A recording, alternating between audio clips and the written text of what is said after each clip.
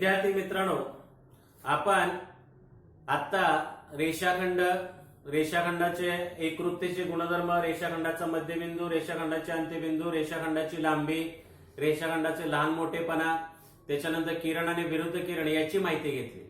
आता या सर्वांवर आधारित अभ्यास आहे प्रॉब्लेम सेट 1.2. आता हा प्रॉब्लेम सेट मध्ये तुम्हाला झालेलेच एक्झाम्पल प्रॉब्लेम सेट 1.1 मध्ये झालेलीच आहेत, फक्त थोडंसं वेगळं काय आहे ते आपण बघूया. त्याने पहिला प्रश्न काय विचारलाय बघा. The following table show points on a number line and their coordinate. खाली टेबल मध्ये काय दिले तुम्हाला, पॉइंट आणि त्याचे निर्देशक दिले, बिंदू आणि निर्देशक. Decide whether the pair of segment, रेषाखंडाच्या काय दिले, जोड्या दिले. Given below the table are congruent or not. मग रेषाखंडाच्या जोड्या तुम्हाला एकरूप आहेत की नाही ते सांगायचे. आता एकरूप रेषाखंड कशाला म्हणतात रे, कोण सांगेल डेफिनेशन, आताच पाहिलं आपण. Lengths are equal. जर रेषाखंडाची लांबी समान असेल तर त्याला काय म्हणायचं, एकरूप रेषाखंड. मग आपण दिलेल्या रेषाखंडाची लांबी काढूया पहिल्यांदा आणि मग ठरवूया हे रेषाखंड एकरूप आहेत की नाही. आता पहिलं एक्झाम्पल काय बघा, segment D and segment A B. तर पहिल्यांदा काय करूया आपण, सेगमेंट डी ची लांबी काढूया. म्हणजे काय करूया, डिस्टन्स डीई बरोबर काय ते काढूया. आता हे शिकत असताना तुम्हाला शिकवलं, पहिल्यांदा काय करायचं, डी चा निर्देशक, नंतर ई चा निर्देशक. डी चा निर्देशक काय बघा, -7 बरोबर. ई चा निर्देशक काय आहे, 9 बरोबर. आणि सूत्र आपलं तुम्हाला मी शिकवलंय, distance is equal to big coordinate minus small coordinate किंवा greater coordinate minus smaller coordinate. या अंतर बरोबर मोठा निर्देशक वजा लहान निर्देशक. 1.1 मध्ये सूत्र लिहिले, आपल्या पाठांतर पण आहे. मग आता कोणाचं डिस्टन्स काढायचं तुम्हाला, डिस्टन्स डीई बरोबर. आता या दोघांमध्ये मोठा कोण, आता हे सांगायची गरज नाही तुम्हाला की धनसंख्या आणि ऋणसंख्या असेल तर धनसंख्या मोठी असते, ऋणसंख्या लहान असते. म्हणजे इथे काय येईल, 9 मायनस -7. तुम्हाला सांगितलंय की वजा चिन्ह असेल तर काय करायचं, कंस करायचं. म्हणून डिस्टन्स डीई बरोबर 9 वजा वजा अधिक 7. म्हणून डिस्टन्स डीई बरोबर किती आलं, 9 7 16. आणि याचं रूपांतर लेंथ डी. बघा रेषाखंडाची लांबी कशाला म्हणतो रे आपण, रेषाखंडाच्या अंत्यबिंदू मधील अंतराला. म्हणजे डिस्टन्स डी लिहिलं आपण, लेंथ डी. डिस्टन्स लिहिल्यानंतर स्वल्पविराम द्यायचा, लेंथ लिहिल्यानंतर स्वल्पविराम द्यायचा नाही, कारण रेषाखंड डी ची लांबी किती आली, 16 युनिट्स. म्हणजे काय रे, 16 एकक. आता नंबर 2 ला काय करूया आपण, कोणाची लांबी काढायची, आता सेगमेंट ए बी म्हणजे डिस्टन्स ए बी. आता काय करणार आहे आपण, ए चे निर्देशक आणि बी चे निर्देशक. बोला बघूया, ए चा निर्देशक काय, -3 आणि बी चा काय आहे, 5 बरोबर. देअरफॉर आपलं सूत्र माहितीच आहे, distance A B is equal to काय येणार आहे, मोठा रे, 5 minus -3. Therefore, distance AB is equal to 5 plus 3. Therefore, distance AB is equal to किती, 8. म्हणजेच काय रे, लेंथ AB बरोबर किती आले, 8. कळतंय का. आता नीट बघा, 1 आणि 2 कडे, 1 आणि 2 कडे बघितलं तर लेंथ काय, DE not is equal to length AB. दोघांची लांबी समान आहे का, फ्रॉम 1 and 2. एक चे उत्तर काय आलंय, 16. 2 चं उत्तर काय आलंय, 8. आता दोघांची लांबी समान आली का रे, नाही आली. मग काय लिहिणार, म्हणून segment DE is not congruent. Segment काय लिहिणार, ए बी. म्हणजे सेगमेंट डीई आणि सेगमेंट काय लिहिणार, segment D is not congruent to segment A B. Segment D आणि सेगमेंट ए बी एकरूप नाही. काय लिहायचं, रेख डीई व रेख ए बी हे एकरूप नाही. त्याने काय विचारलंय, एकरूप आहेत की नाही ते सांगायचे. काय सांगायचे आहे, कॉन्ग्रेंट आहेत की नाही ते सांगायचे, आर कॉन्ग्रेंट ऑर नॉट. तर या दोघांची लांबी समान आली नाही म्हणजे हे दोन्ही कसे आहेत, एकरूप नाही. कळलं? पटकन लिहून घ्या. तोपर्यंत मी तुम्हाला फळ्यावरती दुसरं एक्झाम्पल लिहितो. बीसी आणि एडी. दुसऱ्या एक्झाम्पल मध्ये साचा आपला फिक्स आहे झाल्याप्रमाणे. मी दुसरं एक्झाम्पल लिहितोय तोपर्यंत तुम्ही काय करायचं, एक्झाम्पल लिहून घ्यायचं. काय सांगितलं त्याने, segment BC and AD. BC and segment AD. Segment म्हणजे रेषाखंड. रेख BC आणि रेख AD. झालं सर्वांचं लिहून? सूत्र तुमच्या पाठच आहे, पाठांतर झालेलं आहे, तेच आहे, वेगळं काही नाही. 1.1 मध्ये सूत्र झालंय. फक्त लिखाण कसं करायचं, मांडणी कशी करायची तेवढंच मी दाखवते तुम्हाला. बघा इकडे साचा आपला फिक्स. काय करणार आहे, पहिल्यांदा डिस्टन्स BC बरोबर किती काढणार, B चा निर्देशक 5, त्याच्यानंतर C चा निर्देशक किती आहे 2, बरोबर. म्हणून distance BC is equal to, दोघांमध्ये मोठं कोण आहे 5 वजा 2, म्हणून डिस्टन्स BC बरोबर किती 3, म्हणजेच लेंथ BC बरोबर काय आला 3 युनिट्स, बरोबर. 5तून 2 गेले 3 राहिले. आता इकडे डिस्टन्स काय काढायचे, AD. डिस्टन्स AD बरोबर किती, A चा निर्देशक किती आहे रे -3, D चा निर्देशक -7. आता इथे गोंधळ होणार तुमचा, काय रे, डिस्टन्स AD काढताना कोण मोठा आहे, -3 की -7. इथे लक्षात ठेवा, संख्या मोठी असली तरी चिन्हामुळे लहान होते. इथे -3 मोठे आहे आणि -7 काय लहान आहे, कारण इथे दोन्ही ऋण संख्या असतील तर गोंधळ होतो आपला. आणि समजा -7 मोठे घेतलेस तर काय होतं, काल शिकवलंय काय की तुमचं उत्तर ऋण येतं. आणि आपण काय पाहिलंय ते, डिस्टन्स कॅनॉट बी निगेटिव्ह, अंतर हे ऋण नसते. म्हणून इथे मोठी संख्या कुठली येणार आहे -3 -7.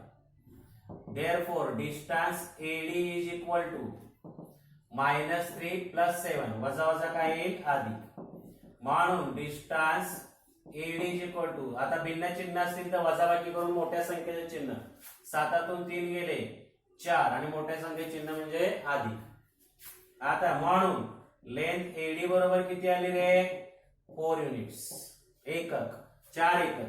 आता इथे 3 आले, इथे 4 आले, म्हणजे इथे सुद्धा काय रे, length BC not is equal to length AD from 1 and 2, बरोबर.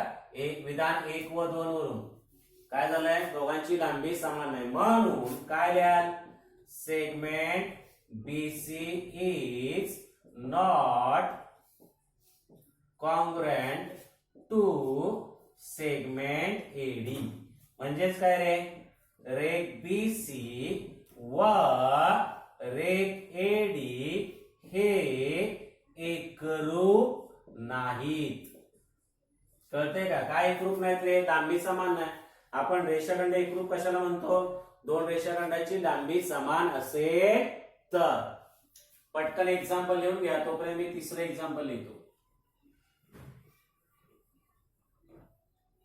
तिसऱ्या एक्झाम्पल मध्ये काय विचारलंय बघा, सेगमेंट BE आणि segment AD. Segment BE and segment AD. पहिलं काय करायचं आहे, distance BE. Distance BE, B चा निर्देशक कोऑर्डिनेट ऑफ B 5, E चा किती आहे 9, बरोबर. हे झालं लिहून, व्यवस्थित लिहून घ्यायचं. आणि दोन ऋण संख्या असतील तर लक्षात ठेवा, चिन्ह वजा आलं की मोठी संख्या काय होते लहान होते आणि लहान संख्या काय होते मोठी होते. जसं तुम्ही उजवीकडे जाणार तशी संख्या मोठी आणि डावीकडे जाणार तशी संख्या काय होते, लहान होते. आता इथे लक्ष द्या, डिस्टन्स काय करायचे आपल्याला, बीई. मोठा कोण आहे आता सरळ कळतंय, 9 मोठे, 9 वजा 5 म्हणजे डिस्टन्स बी बरोबर किती येईल, 4. म्हणून लेंथ बी बरोबर 4 युनिट्स. बरोबर. आता इथे काय करायचे, एडी 2 ला डिस्टन्स एडी बरोबर ए चा निर्देशक वजा 3, डी चा निर्देशक वजा 7. बरोबर. आता इथे मगाच आहे, सेम एक्झाम्पल आहे. डिस्टन्स मगाशी आपण एडी काढली होतीस ना, सेमच आहे तसं. डिस्टन्स एडी बरोबर कोण मोठा आहे इथे, मगाशीच सांगितले, झाले आपलं आता जस्ट. वजा 3 मोठे आहेत वजा 7 पेक्षा, वजा 3 वजा 7 म्हणजे डिस्टन्स एडी बरोबर वजा 3 अधिक 7 म्हणजे डिस्टन्स एडी बरोबर किती आले, 4. म्हणून लेंथ एडी बरोबर किती आला, 4 युनिट्स. म्हणजे काय आले, आता बघा इथे पण किंमत 4 आली आणि इथे पण 4 आले. लांबी समान आली, लांबी समान असेल तर एकरूप रेषाखंड. म्हणजे काय येईल, सेगमेंट काय लिहिणार, बीई. आता कॉन्ग्रुएंटचं साइन काढायचं, एकरूपचं चिन्ह, सेगमेंट काय येईल, एडी. म्हणजे काय लिहिणार, रेख बीई एकरूप रेख काय लिहायचं, एडी. एकरूपचे चिन्ह कळतंय. तर अशा प्रकारे आपण काय केलं, प्रश्न कुठला सोडवला, यातला प्रॅक्टिस सेट 1.2 मधला प्रश्न पहिला सोडवला. सर्वांनी लिहून घ्या, तोपर्यंत मी पुढचा प्रश्न लिहितो.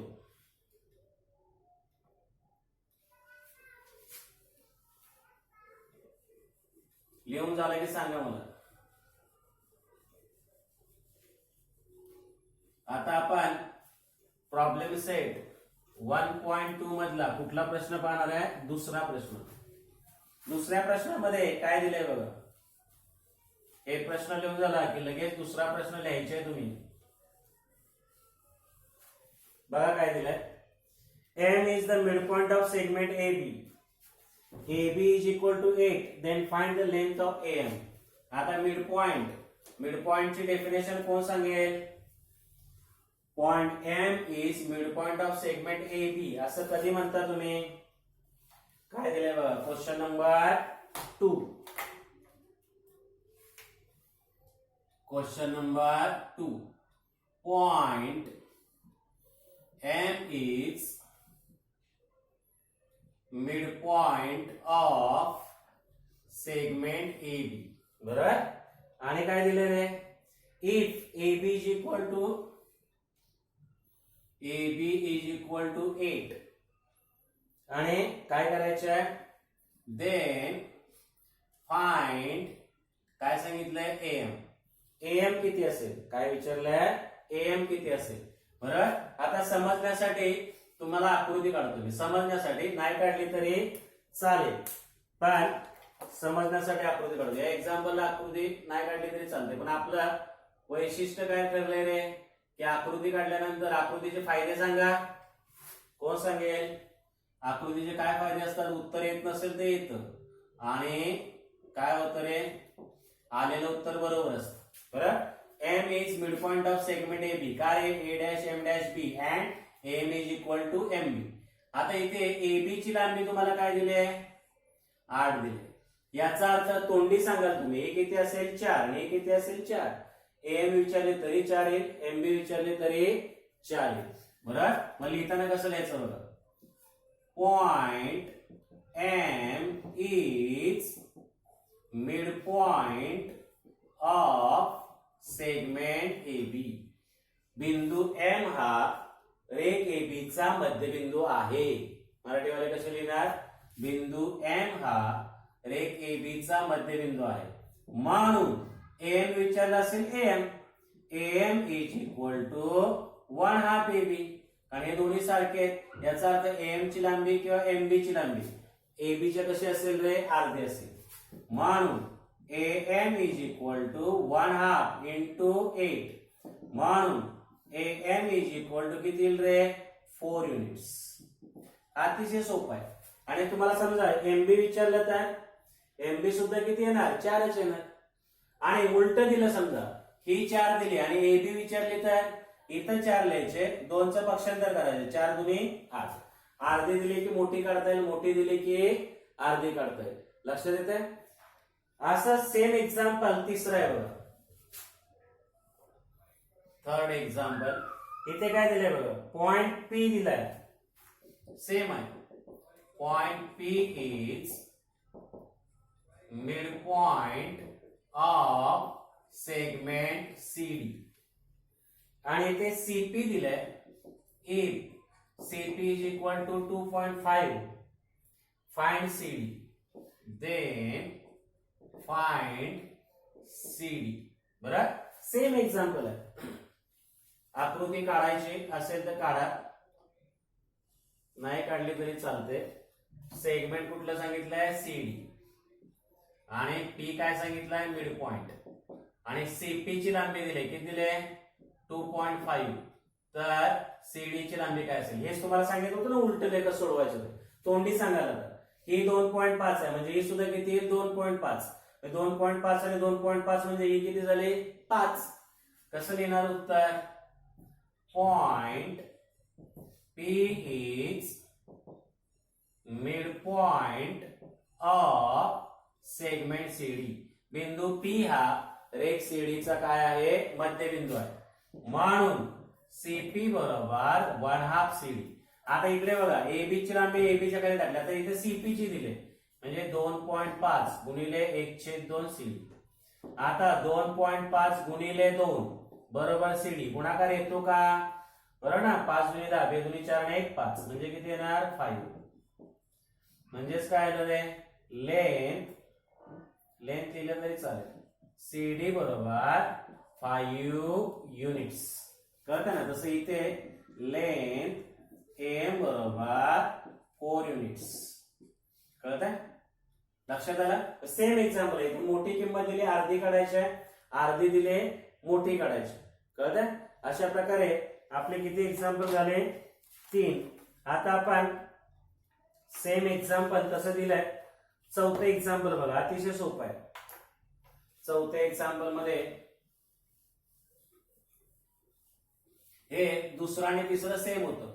मिड पॉइंटचं अर्ध दिले असेल तर मोठी किंमत काढायची, मोठी दिली असेल तर अर्धी किंमत काढायची.